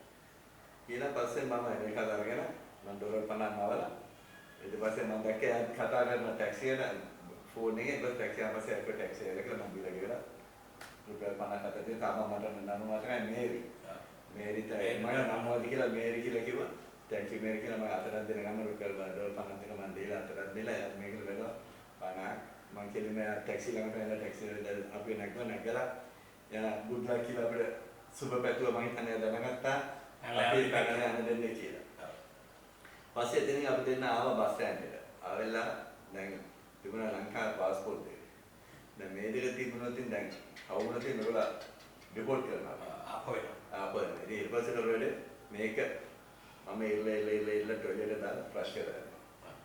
ඒ ෆ්ලෂ් කරාම පස්සේ මම කියන්නේ දුකේ දුන්නත් මෙච්චර කාලෙ හැටම ගිය ගාම බිමන් ගිය ඔක්කොම කරපු පාස්පෝර්ට් එක. ඉතින් සමහර අවස්ථාවේදී ජීවිතේ සමහර දේවල් ආසන්නකට අතාරින්නේ නැහැ. දැන් ඉතින් ඒක ඇත්තටම තියාගත්තාන් පස්සේ මාකස් කිව්වා මේක තියාගෙන හවුනොත් ඉවරටමද කියලා අපිට රිපෝට් කරනවා. ඉතින් මේක නැත්තම් අපි තියාගන්න පාස්පෝර්ට් එක හරි. ඒක නිසා මම දෙසරක් ෆ්ලෂ් කළා ඒකත් අරලා දාලා මං කිව්වා මාකස්ට මේ වෙලාවේ හොස්ටල් ඉන්න ඕනේ අපි මෙතනින් අපි දෙන්න පැනගමු. ප්‍රයෝජනස. කියලා ඒ වෙලාවේ අපි දෙන්න ටිකට් එකක් අරන් ආව නිව් ඕලියන්ස් වලට. ඒ වෙලාවේ ළඟ තිබ්බ බස් එක නැගා. ඇවිල්ලා ඊට පස්සේ නිව් ඕලියන්ස් එකෙන් අපි ගත්ත බස් එක නිව්යෝර්ක්. දවස් 3ක්. බස් එක 3ක් අන්තිම සීටේ වාඩිලා බහැලා තේ කපන්න යන්න බයයි. ඉතින් අපි දන්නේ නැහැ අපි අල්ලයිද මොනවා වෙයිද මොනවා කරයිද කියලා දන්නේ. ඉතින් ඒ වටපිට බලලා තමයි මැක්ඩොනල්ඩ් එකේ දුවලා ගිහලා ඔය බ්‍රේක්ෆාස්ට් එකක් අරගෙන මොනවා කරගත්ත දුවගෙන එනවා. දැන් ඇවිල්ලා ඉතින් ඒක කාලේ ඉල්ලා ඔහේ ඉන්න වාඩිලා. ඉතින් මට නිින්ද යන්නෙත් නැහැ. මගේ දරුවා මතක් වෙනවා, ඉරිදා මතක් වෙනවා, මොන තීරණයක් වේද, මොන පැත්තට ජීවිතේ හැරෙයිද කියලා දැන් දහසක් කොහෙද යන්නේ, කොතනද ඉන්නේ, කොතනද නැතින කිසිම දෙයක් දන්නේ නැහැ. පස්සේ ඕමම දවස් තුන ගෙවිලා ඉන්න කොහොම හරි මම දැක්ක ලොකු අකුරින් ගාලා තිබුණා වෙල්කම් ටු නිව්යෝර්ක් කියලා. ඒක ඇසෙන් බස් එක දැන් ඇවිල්ලා බස් නැතකොට රෑ මම හිතන්නේ 8යි ගන්නකොට නෑත්තුවා. නාතලා දෙන්න බෑලා මට ඒලා හරිම මානසික නැහැ. හරි නින්දක් නැහැ. ඇස්සල වැඩි දාලා වගේ. එතකොට මේ මොනවාද මානසික වැටලා තියෙන්නේ. හරි. ඉතින් දහසක් දේවල්. ඊට පස්සේ මම මාකටිගල් මෙතනින් හරි පටන් ගන්න දෙන්න බුදියා. බුදියනේ හෙට උදේට අපි යමු බලන්න මොනවද කරන්නේ කියලා. මාක් කනේ මේ වෙලාවෙම ගිහින් අපි එදිරි ගිහලා බලමු. මේ කැනඩා යන බස් එක කොහෙද තියෙන්නේ කියලා. පස්සේ අපි දෙන්න ගිහලා එතන තියෙන කැනඩා යන බස් මේක හදාන් පස්සේ එදාම බස් ඕන තරම් තියෙන පැය බස් තියෙනවා. පස්සේ මං කිව්වා මාක් අපි දෙන්න බුදියම දැන් මෙතන කියලා හෝම්ලස් මිනිස්සු බුදියන තැන බිම අපි දෙන්නත් වැටලා මම බක්ක බුදියාත මාට සදන බිම වැටලා බුදියාත. ඒ උදේ 6 මාර වෙනකොට මම දැක්ක පොලිසියෙන් ඇදගෙන යන එනාවේ ඇද බංකුවට තට්ටු කරගෙන යන බැට්ටෙන් ආගේ හොම්ලස් එක නෑ මම දබ්බර ගාලා නැගිට්ටා. දැක්කන් පස්සේ බලපුව පොලිසියට ගියා පොලිසිය දැක්කා. පුරුදු නෑ අල්ල නෑ කියලා. පස්සේ මම ආවා ඒ මම කිව්වා මාර්කස් අපි එළියට පොඩක් ඇවිදලා අපි මේ ගැන අපි බලමු පොඩක් ඇවිදලා කරලා බලලා අපි ඊට පස්සේ යන්න කියලා. මම අවුරුද්දේ එළියට ආවන් පස්සේ රැස් හරි සීතලයි. දැන් සීතල අඳින අපේ මාසේ ඇඳුනුත් නැහැ. ඉතින් මම දෙහිම පොඩ ප්‍රතිපෙතිය ගන්නවා. පස්සේ අපි දෙන්න එතන පල්ලියක් තිබුණා. අපි පල්ලියට ගියා. පල්ලියට ගිහිල්ලා පල්ලියේ මොනවාද? සෙන්නතනේ ලොකු පිළිමයක් තිබුණා. මම ඔකට ඉතින් වැඳලා දෙයියන් කිව්වා මට ඉතින් මේ මම දිනමත් කරන්න කියලා. වෙන කියන්න කෙනෙකුත් නැහැ. කියන්න කෙනෙකුත් නැහැ. මම දිනමත් කරන්න. මම ලෙඩ රෝගයක් හදන්නතුව මම රෝගී නිරෝගී කරන්න කියලා මම ඒ දෙක දෙයියන්ගේ ඉන්නවා. එල්ලලා ඊට පස්සේ ඊට පන්දා පත් කරලා ඉතින් අපි දෙන්නත් හිතුණා දැන් 42nd ස්ට්‍රීට් එකේ. ඒකේ තමයි ඔක්කොම තියෙන්නේ මේ මොනවද ඒකට කියන්නේ මේ ලිංගික වැළඳ පොළ තියෙනද? ඔව් එතන තමයි ඔක්කොම තියෙන්නේ මේ සෙක්ස් shops. ඔක්කොම තියෙන්නේ නයිට් ක්ලබ්ස් එන්නේ මොනවද ලයිව් ගර්ල්ස් ඩාන්සින්. ඉතින් මේ දෙක ඇමරිකාව. හරිද? ඉතින් ගෑනු ළමයින්ලා ප්‍රයස කරන ලයිව් ගර්ල්ස් ගා අපි නෑ කොළඹ වෙසබලන යනවාගේ බණ්ඩෝකලම ගියාගේ වටපිට බලනවා. දැන් යන ගමන් දැක්කම මේ ලංකාවේ ළමෙක් එතන ඉන්නවා. ලංකාවේ වගේ ඉන්දියන් වගේ. පස්සේ මම ගිහලා ආවා ඉංග්‍රීසියෙන් ආවා ලංකාවේද ඉන්දියාවේ කියලා. ඒතකොට යන්න කන්නේ මම ලංකාවේ කියලා. මාසේ පුදුම හිතට සතුටක් ඇති වුණේ මොකද? නෑදෑයෙක් දැක්කා. නෑදෑයෙක් දැක්කාගේ එක දෙයක් තියෙනවා මම ඒක දැක්කලා තියෙන දෙයක් තමයි ලෝකෙ කොතනවත් අපේ ශ්‍රී ලංකාව මෙහෙ ලංකාවේ මොනක් දෙයක් වෙච්චනට අපේ ජාතියේ මිනිස්සු එකතු වෙනවා. පීඩන කාර්යදරයේදී පීඩනවා. ඉතින් මට එනවා කිව්වා යන්න එපා. ඔය චිත්තර බාගෙන එපා. තව ඉස්සරහා තියෙන සාප්පෝ කේකින ලංකාවේ අයිතිකාරයෙක් ඔය එකට ගිහිල්ලා බලන්න දරුවෝ ඔය අවසර කෙල්ල කියලා. පස්සේ මම එතන ගියා පස්සේ ඒ වැඩ කරන ළමයි කිව්වා නෑ කොහෙට යනවා නෑ ඔය එන්න අපේ ගෙදර මම කියන්නේ කියලා අනිත් වැඩ කරන ළමයි සාප්පු බාද්දී මම අපි දෙනා කැබ්බේ දාගෙන අපි එක්කන් ගිහිල්ලා එයා විලාන රෑ කරුවලේ ලයිට් එකක් දාලා මැට්‍රස් එකක් ගැදලා දාන්න මේක බුදියන්න උදේට අපි කතා කරමු කියලා එයා ගියා. පස්සේ තමයි මම ඒ ලාම ගිහලා නාන කමර ගිහලා නාගත්තා.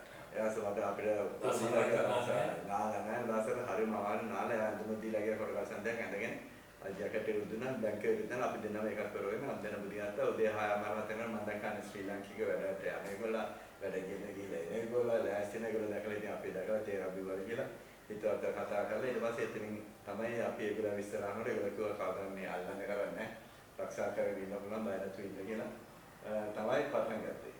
එතනින් තමයි මගේ රක්ෂාව එහෙනම් ඊළඟ දියුණු වෙලා ව්‍යාපාරිකයෙක් වෙලා තමන්ගේම කළ ව්‍යාපාර කීපයක් පටන් අරගෙන ජීවිතේ ටික ජය ගත්තා.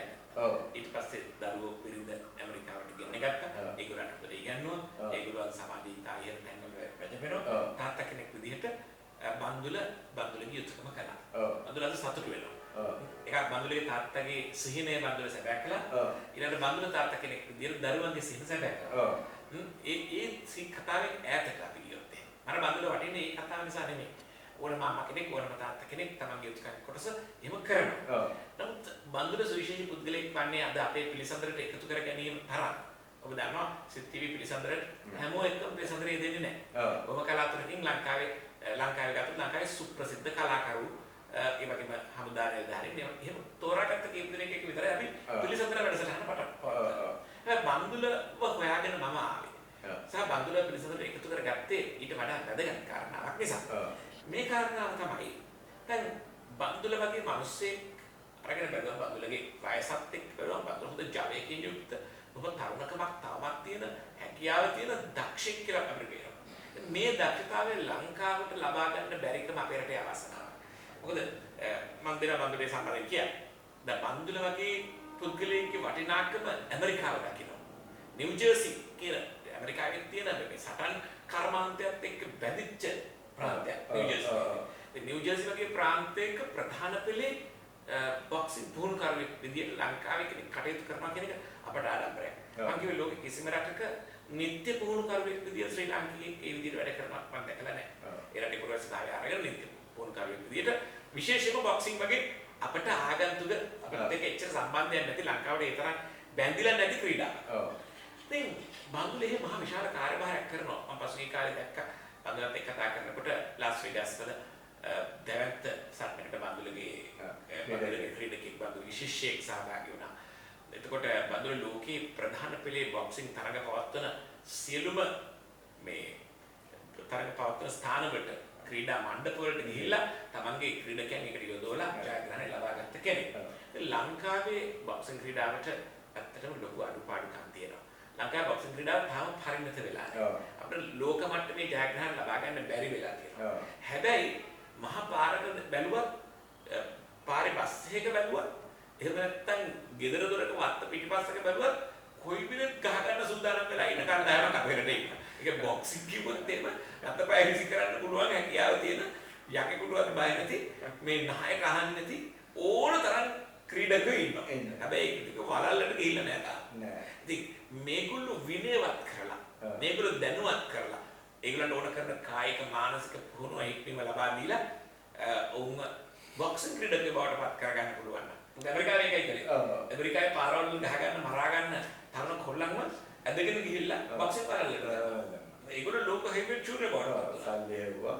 ඊපස්සේ ඒගොල්ලෝ තව දෙයක් ලෝකෙට නිෂ්පාදනය කරා. තව ඒගොල්ලෝ ප්‍රොමෝට් කරලා තව ෆයිටර්ස්ලා නිර්මාණය කරා ඇමරිකාවේ. අපටත් බන්දුල මට කියන්න බන්දුල කැමති නැද්ද ලංකාවට උදව් කරන්න? බන්දුල එහෙ දැන් සම්පූර්ණයෙන් ඔබේ ජීවිතයේ සිහින 100%කට ආසන්න ප්‍රමාණයක් ඉෂ්ට කරගෙන තියෙන්නේ. රටට ಭಾರಿ ආදරේ මම දන්නවා ලංකාවට ආදරේ. ලංකාවේ ඔබට මොනවද කරන්න පුළුවන්? අත් වශයෙන්ම මගේ එක ෆයිටර් කෙනෙක් ග්ලෙන් ටපියා කියලා එයා මේ චයිනාවේ මැකවල ෆයිට් කරා. ඒ ෆයිට් කරනවා ෆයිටර් ආපෙලා මම ග්ලෙන්ට කිව්වා ෆයිට් එකෙන් පස්සේ අපි ලංකාවට යනවා.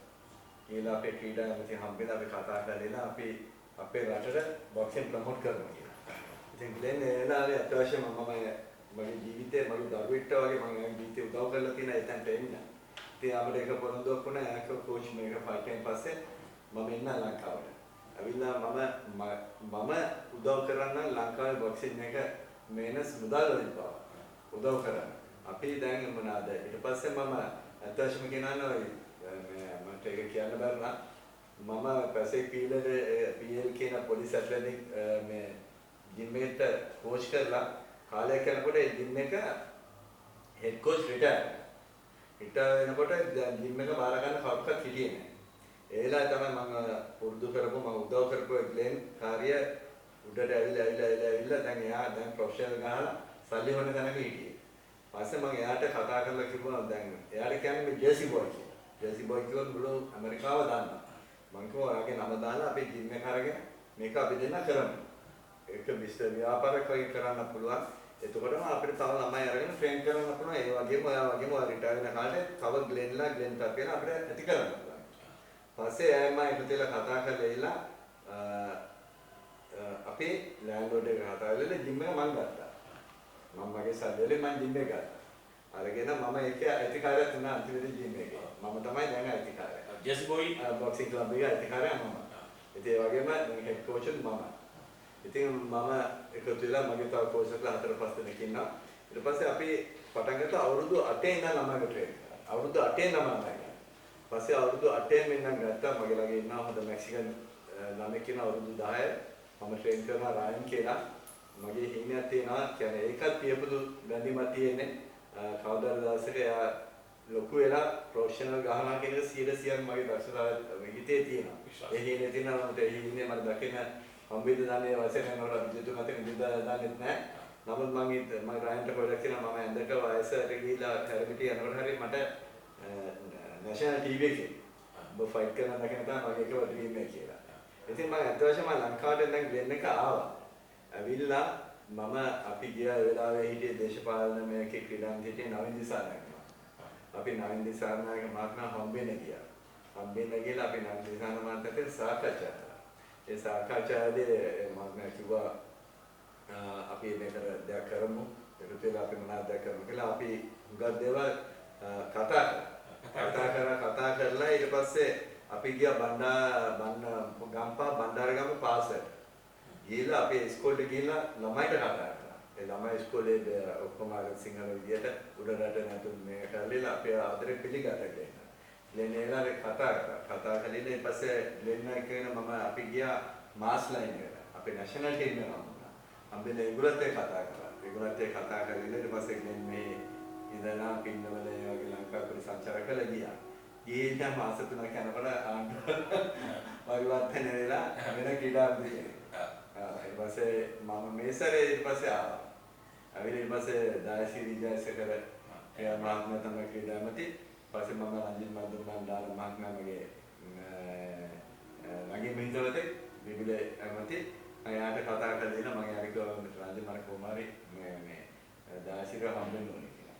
පස්සේ රංජිත් කතා කරලා මට ඒ දවස් එයා උදා කරලා දුන්නා. ඊට පස්සේ දායශීවේ ක්‍රීඩාමතිතුමා මට එන්න කියලා කිව්වා පාර්ලිමේන්තුවට හම්බෙන්න. මම ඊට පස්සේ පාර්ලිමේන්තුවට එතුමා හම්බෙන්න ගියා. ඇත්තම කියන්නේ එතුමා මාව සාදරයෙන් පිළිගත්තා. ඉතින් මේ වගේම බොක්සින් ජෙස්බර් බොක්සින් ටී-ෂර්ට් එක මම එතුමාට දුන්නා. දීලා අපි කතා කරා දැන් ඉස්සරහට අපි මේ දැන් ඇමචර් ෆයිට් කරනවා. ආන්දරේක ෆයිට් හැමලම ෆයිට් කරනවා. ඔව් මේ lane carb people carb national ආරාමයන් තියෙනවා කන්ට්‍රි ලෝ කන්ට්‍රි එතකොට ඩිෆෙන්ස් සර්විසස් ඉන්ටර් කමාන්ඩ් ඕවා ෆයිට් කරනවා. ඒවා ෆයිට් කරලා ගොඩනගා ගන්න සර්ටිෆිකේට් ටිකයි මැඩල්ස් ටිකයි කප්ස් ටිකයි විතරයි. එතනින් එහාට දෙයක් නෑ. ඉස්කෝලේ අධ්‍යාපන සුදුසුකම නැත්තම් රස්සාවුත් medal SAARC games කියලා හරි South Asian games කියලා හරි Asian games වල හරි medal දෙන්න අධ්‍යාපන නැත්නම් අපේ රටේ ප්‍රොෆෙෂනල් ගේම නැත්නම් ඊට පස්සේ කාලයක් යනකොට එයා මතකේ තියෙනවා ඊට පස්සේ ඒම අන්තක යන එනික පාරකයක් කවුද කියලා අඳුරන්නේ නැහැ. ඒ තමයි ක්‍රිකට් ක්‍රීඩාවෙන් සාමාන්‍යයෙන් සල්ලි වා ගන්න පුළුවන්. නමුත් බොක්සිං ක්‍රීඩාව කවුරුත් සාදුරාගේ මට්ටමට ඇවිල්ලා නැහැ. ඉතින් මං කියනවා අපි මේගොල්ලෝ ප්‍රොෆෙෂනල් ගන්නවා. කියලා මං දාසිරේ මේ ක්‍රීඩාවන්තුමාට මං යෝජනා කරා මට ළමයි 5 දෙනෙක් විතර දෙන්න අවුරුදු 18 වයසේ මම ස්පොන්සර් කරලා දෙන්න අපි ක්‍රීඩා මාසෙන් දෙන්න මම ඒගොල්ලෝ ගෙනියන්න මගේ ජිම් එකේ නිව් ජර්සි එකට. ගෙනියලා මම ඒගොල්ලන්ට ප්‍රොෆෙෂනල් ට්‍රේනින් එකක් දෙන්නවා. ඒ ප්‍රොෆෙෂනල් ට්‍රේන් කරලා ඊට පස්සේ ඒගොල්ලෝ ට්‍රේන් කළා මම ප්‍රොෆෙෂනල් ෆයිට් කරන්න ඒගොල්ලෝ හදන්න. එතකොට පටන් ගනියෝනේ ලක්ෂ 10යි පළවෙනි ෆයිට් එක. නැත්නම් ලක්ෂ 5යි. ඊට පස්සේ ඒගොල්ලෝ දිනන 10 20 25 30 ඔය වගේ 50 500 මිලියන් ගණන් වලට යනවා. ඔය ජීවිතේ ගොඩාක්. එතකොට ඒක ෆලෝ කරගෙන අනිත් ක්‍රීඩකයට උත්සාහ කරනවා. අනේ දැන් මට පුළුවන් ගහගෙන මනක් කරලා කියකට වාගා. ගහගත්තම සල්ලි හම්බෙනවා. දැන් ඉතින් ක්‍රිකට් ගාලා සල්ලි හම්බෙනවා. ඉතින් හැම ක්‍රීඩකයකම සල්ලි දැන් හම්බෙනවා. ඉතින් බොක්සිං වලින් නෑ. ලුටි කාලා ගෙදර ඉන්නවා. ඉතින් ඒ තත්ත්වෙට බොක්සිං මට මොනේ හරි බොක්සිං කිව්වද මේ බොක්සිං නෑ නැත්තම ඉස්සර කිව්වගෙන නාරද ඒකේල කලාව. බොක්සිං වල ආර්ට් එක. ඉතින් ඒකේල සයන්ටිෆික් බොක්සිං. දැන් ඔය පාරේ ගහ ගන්නවා වගේ අත විසි කරගෙන මේ සාගුණ ගන්න බෑ. අද බොක්සිං ගහ ගන්නද සමා කොයිලත් කල්පනා කරගෙන තමගේ අත් දෙක භාවනා කර අත් දෙක උඩ තියාගන්න. අද තමගේ ප්‍රතිවාදය ගන්නකොට කොහොමද මූව් වෙන්නේ කොයි පංචේද යූස් කරන්නේ කොතනද ගහන්නේ කියලා. සාමාන්‍යයෙන් මෙන්න මේ දෙපැත්තට ගන්නකොට ඔක්සිජන් නැති වෙනවා. ප්‍රෙෂර් එක මේ දෙක ගහනවා. ඊවකට ගහනවා.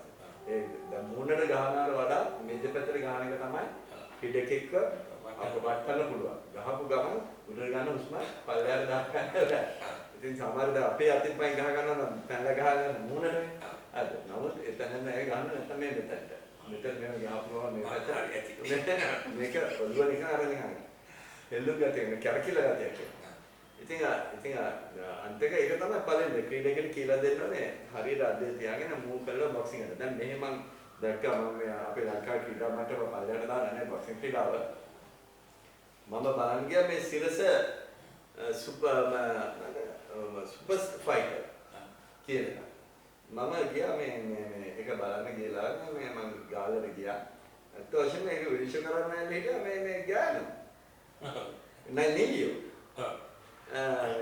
මම නම් සඳහන් කරනවා මම දන්නේ නැහැ පස්සේ නිලියෝ එලි ඉතින් මම කරා. නිලියෝ බොක්සිං කරනවා. මේ බඩේ ගහන එක කියලා දන්නේ නැහැ. ඒක වීඩියෝ. එහෙන් අරෙන් මියුසික් ගහනවා හයිය මෙතන ගහ ගන්නවා ගහන පාර වදිනක් දන්නේ නැහැ ගහගෙන යන ප්‍රතිවාදයට අර පැත්තෙන් ගහනවා මම නිලියෝට කරා ඉතින් මේ නිලියෝ ඉඳගෙන ලකුණු දානවා ඉතින් අතවසන් බොක්සිං වල කරා අපහසුයි මටම ලැජ්ජා මම මේ ක්‍රීඩාවට මෙච්චර ආදරය වෙලා මට මේක දැක්කම ඇත්ත වශයෙන්ම මට හරි කනගාටුවක් හිතුණා. ඒ කියන්නේ අපි බොක්සිං කරන කාලේ ජීවිතේ නෙමෙයි කියලා නෑ. හරිද? ඒ දවස්වල අපි ෆයිට් කරන කාලේ මම හිතන්නේ 70 දශකයේ හිටපු මේ කවදාද දකිනා නම් හිටපු මේ රටේට මිනිස්සු දකින්න ඇති ඔය මේ බම්බලපිටියේ CRC මේ ග්‍රවුන්ඩ් එකේ මේ රින්ග් එකේ ෆයිට් කරනකොට හතරේ ඉඳන් මිනිස්සු වැඩ ආවේ ඔබ්සර්ව් පතරෙන් ගහන්න පොලිමේ ටිකට් ගන්න. එතකොට ඉන්දු ස්ටේඩියමේ ෆයිට් කරනකොට පිළිලා සෙනග පිළිලා පැක් දැන් බොක්සිං ක්‍රීඩාවට මං ගියා බලන්න කවුරු කරන්නේ ගාගන්න ටිකයි මේ ඔක්කොම හිස් ඉස්සර ආර්මි එකෙන් නේවි එකෙන් එයාර් ෆෝස් එකෙන් ට්‍රක් ගණන් එන්නේ ෆයිට් කරනවා HK කර්නාරත්න එතකොට ජානෝ මාර්සු තේනද බර්නාඩ් ඩිසිලා හොඳට බර්ඩර් වයිට් හාන්ස් ෆ්‍රැන්කලන්බර්ග් වින්ස්ටන් ෆ්‍රැන්කලන්බර්ග් जेफ्री वैंकलनबर्ग मैकल मुलनर माइकल मुलनर वाइट लॉयड होप එතකොට තංගවේලු ඒ දවස්වල හිටපු දවසේ ක්‍රීඩකයෝ. දැන් ඒ බොක්සිං එක නෑ. වීරකොඩි බ්‍රදර්ස්ලා, තේන ගුණසේන බ්‍රදර්ස්ලා ඒ හිටපු බොක්සර්ස් ඒ දවස්වල. දැන් ඒ මේක නෑ. දැන් නිකන් නියම් විහිළුවක් කියලා. දැන් හැම එක්කෙනාම මේ කෝච්ලා මේ පැඩ් එක දාගෙන මේ පැඩ් කරනවා. මේ රටේ ගේන්න ඕනේ නීතියක් දරුවන්ව පුහුණු කරනවා නම් කවුරු හරි බොක්සිං ක්‍රීඩා මොනම ක්‍රීඩාවක් හරි ඒ කෝච්ගේ බෑග්ග්‍රවුන්ඩ් රෙකෝඩ් එක බලන්න ඕනේ. මොස්ටි දූෂකයෙක්ද? අපි පුංචි ළමයි දැන් මේ අපි මේ පුංචි ළමයි අත ගන්නවා. අපි කාමරවලට එන්නේ පුංචි ළමයි. අපරාධ ඉතිහාසය බලන්න ඕනේ. අනිවාර්යයෙන්ම බලන්න ඕනේ. ඕනම ක්‍රීඩාවක බලන්න ඕනම ක්‍රීඩාවක බලන්න ඕනේ. මෙයාගේ බෑග්ග්‍රවුන්ඩ් රෙකෝඩ්ස් මොනවාද? අපචාර කරුවෙක්. අපි දැන් සමහර තරණ පොඩි ගෑනු ළමයි ඉන්න ඇත්ලටික්ස් කරනවා, එමෙයා කරනවා. දැන් අම්මලා දෙනවා ලොකු තරඟ වලට දැන් කොළ පිටිසර ගමගෙන යන ළමයි කොළඹනේ. ඉතින් ඒතකොට කෝච් කියතේ තමයි එවන්නේ. ඒතකොට ඇවිල්ලා හෝටලේ හරි ඉස්කෝලේ හරි කෝච් එක නැද්ද ඉන්නේ. මේ ගෑනු ළමයි හරි පින්නු ළමයි යනවා. ඒතකොට ඒ කෝච් ඇවිල්ලා ළමා අපචාරය යොදන මිනිහෙක් නම් හරි ඉවරයි. ශනක ළමෙක් ඉවරයි. ඒ දෙකක් කාරණා. ඉතින් ඒ වගේ දේවල් රටේ අනිවාර්යයෙන්ම කරනවා. මම දැකලා තියෙන කෝච්ලා එක බෝතල් කඩාගෙන යන ළමයි ඉන්නේ. මේ ලංකාවේ බෝතලේ කඩාගෙන යන හැන්දයි. මේ ළමයි මේ පොඩි ළමයි ඉන්නවා. මේ අම්මලා ඒවා මේ ගම් වලින් එවලා මේ මෙහාට. ඉතින් ඒ රටවල ඒ රටක දැන් මේ සැරේ විභාගයේ ඊට වඩා අමාරුයි. තුනක විතර මේ ඔන්ලයින් කරන්න තෝරේ. ඒකේ තියෙන ඔක්කොම කෝච් කෙනෙක්ට ළමෙක්ව ඉස්සරහ සීටේ ගෙනියන්න බෑ. ඉස්සරහ සීටේ ගෙනියන්න බෑ. පිටිපස්ස සීටේ යනවා නම් කවුරු හරි දෙමව්පියෙක් වැඩිහිටියෙක් ළමයාට එක්ක ඉන්න ඕනේ ෆයිටර් ගෙනියනකොට. හෝටලෙන් ගෙනිච්ච කෝච්ගේ කාමරේ ළමයට බුදියන්න බෑ. ඒ ළමයා බුදියන්න ඕනේ අනිත් ළමයි සමග. කෝච්ට බෑ ළමයිලා බාත්රූම් එකට යන්න. ඉතින් ওই වගේ ගොඩක් දේවල් අපරාධ කරනවා. ඉතින් ධර්මා මේක මේ ආරක්ෂණය ජිම් එකේ උනා ජිම් එකේ එල්ල අන්තිම දරුවෙක් ඉන්නා නම් වැඩිමහල් කවුරු හරි ඉන්න ඕනේ දරුවගේ අම්මලා හරි තාත්තා හරි ගෙනකන් කෝච් තනින් ඉන්නවනේ දරුවාත් එක්ක කවුරු හරි තව එමන් කෙනෙක් ඉන්න ඕනේ ළමයට තනින් ඉන්න බෑ. ඉතින් ඒ වගේ දේවල් තියෙනවා. ඉතින් මම අත් වශයෙන්ම රටට ගිහලා තමයි ගොඩක් දේවල් ඉගෙන ගත්තේ. මේ රටෙත් එක තියෙනවා. දැන් මේක මම දැකලා තියෙනවා කෝච්ගේ කරේ නැගලා යන ගන්නවා. ඊළඟට කරනවා නේද කෝච් තාලු කරනවා තැන බදා ගන්නවා. ඉතින් ඒ වගේ තරකට ගියන්න බෑ. තමගේ ගුරු ගෞරවය තමගේ ඒ පුණුකරුගේ ගෞරවය ක්‍රීඩකයන්ට තියාගන්නවා. අපි ආදරය ඒකට. හදවතින් ඇතුලේ අඬන සමාදරය. මම වුණා දැන් මෙතන කතා කරන විලාසෙ නෑ මම ජිම් එකට යනකොට. මම ජිම් එකේ දොරට ඇතුල් වෙනකොට මම එලා වෙනත් බඳුනගෙන. තන්නේ කර වෙනත් බඳුනගෙන. ඉතින් සමහර ළමයි මේ ඇමරිකාවේ සිද්ධ වෙන මේ පොඩ්ඩක් මේ කලසම පල්ලෙහාට මේ ඉන්නේ පල්ලෙහාට පස්සපැත්ත පේනවා. ඉතින් සමහරවිට ඇප්ලිකේෂන් එක ගන්න එනකොට මම කෙලින්ම කියන්නේ පස්සෙ දාගෙන උඩට. ගානේ ඔබ දන්නවද පස්සම පල්ලෙහාට දාලා යන හේතුව මොකක්ද? මම කිව්වා ඔබ පිරිමේ ඉන්නේ වැල ෆැටෙක් කෙනෙක්. වැල නබුසෙක්. ඕක අඳින්නේ හිර ගෙවල්. හිර කාලේ තමයි මම අඳින්නේ. හේතුවක් ඇතුව අඳින්නේ. ඒක ඔබ දන්නා නේද? ඒ නිසා කර්ණාටක මම අඳින්න බෑ. ඉතින් මම අර ස්ලෑන්ග් වල යෝ what's up යෝ ඒවයි කතා මම කතා නන්නේ. මම තනිකර ඒ විනය හදනවා. මට මං කියලා තියෙන්නේ මට කමන්නේ ඔබ মাল্টি ටයිම් මිලියන් බොක්සර් කෙනෙක් වුණත් ඔබ කොච්චර ප්‍රොෆෙෂනල් වුණත් ඔබ කොච්චර ඇමචර් ෆයිට් 1000ක් දින්නත් මගේ ජිම් එකේ මගේ ඇතුළේදී ඔබගේ ඩිසිප්ලින් නැත්තම් මම කෙලින්ම සස්පෙන්ඩ් කරනවා. ජිම් එකට එන්න බෑ. ඒකට අනිත් ළමයිව හදාගන්න පුළුවන්. දැන් මේක වෙලා තියෙන සමහර ළමයි දැන් එහෙ වුණත් හොඳ දක්ෂ ක්‍රීඩකයෝ දවස් ප්‍රැක්ටිස් කරන තමයි ෆයිට් එකට දාන්නේ. මට එයා එක්ස්ප්‍රෙෂන් එක දෙන්න ඕනේ. ඒ එන්නේ එදා පුහුණුවට ආපැති හේතු. ඒක මට දෙන්න ඕනේ හේතුව මොකක්ද? ඒකෝර මම දන්නා ඒක සාධාරණ හේතුවක්ද කියලා. ඉතින් අපි දැන් ෆයිට් එක දානකොට අපි බලනවා මේ ෆිසිකලි ෆිට්ද කන්ඩිෂනින් හරියට කරලා තියෙනවද? ඊට පස්සේ අපි කෝචස් මීටින් එකක් තියෙනවා. අපි නම් ලිස්ට් එක දාලා ඊට පස්සේ තමයි අපි කෝචස්ලා මීටින් එක තමයි අපි ඩිසයිඩ් කරන්නේ මෙයා ෆයිට් කරන්න සුදුසුයි කියලා. එහෙම තමයි අපි දාන්නේ. දැන් ඔබ කිව්වා වැදගත් කාරණාවක්. ලංකාවේ බොක්සිං ක්‍රීඩාවට කැමැත්තෙන් ඉන්න ඔබ එදා හිටියා වගේ. ඔව්. අවුරුදු ගානක් පෙර ඔබ බොක්සිං වලට කැපවීමෙන් හිටියා වගේ ලොකු පහසුකම් නැතුව හරියට කණ්ඩ බොණ්ඩ නැතුව ඔව්. දාන සපත් දෙකක් නැතුව සෙරප් දෙක දාගෙන යන බඩු ගෙනියන්න බෑ එකක් නැති ග්ලව්ස් දෙකක් නැති අත් වලට මොන හරි උතාගෙන සෙල්ලම් නැති. එහෙම ක්‍රීඩකයෝ තාමත් ලංකාවේ ඉන්නවා. ඉතාලම දක්ෂ ක්‍රීඩකයෝ එහෙම අය වෙනුවෙන් ඔබට යමක් කරන්න පුළුවන් කියලා අපි විශ්වාස කරනවා. ඔබ ඇමරිකාවේ නිව් ජර්සි ප්‍රාන්තයේ මුළු ලෝකෙම දන්න ඇමරිකාවම දන්න ජර්සි බොයිස් බොක්සිං ක්ලබ් එකේ හිමිකරු. හිමිකරු. එයාම ඔබට විශාල හැකියාවක් තියෙනවා. ඔබ විරට ආදරේ නිසා ඔබ රට යට යම්කිසි උදව්වක් කරන්න. ඉතින් අපි ඉල්ලීමක් කරනවා අපේ හිතවතුන්ගේ මේ පිළිසඳර බලන හිතවතුන්ගේ. ආවට ගියාවට කරන්න ආසාව තිබුණ නිසා හරි ඇමරිකාවට යන්න ආසාව තිබුණ නිසා හරි නොවේ. අපි විශ්වාස කරන්නේ බන්දුල ඒ මට්ටමේ අයව තේරුම් ගන්න බැරි කෙනෙක්. ඒ නිසා ඔබ හැබෑම බොක්සිං ක්‍රීඩකයෙක් නම් අපි ආණ්ඩුව කරනකම් බලන් ඉන්නේ නැතුව ඔබට සැබෑ වමනාවක් තියෙනවා නම් අපි බන්දුලත් එක්ක සම්බන්ධ කරන්න සූදානම් ඔබව.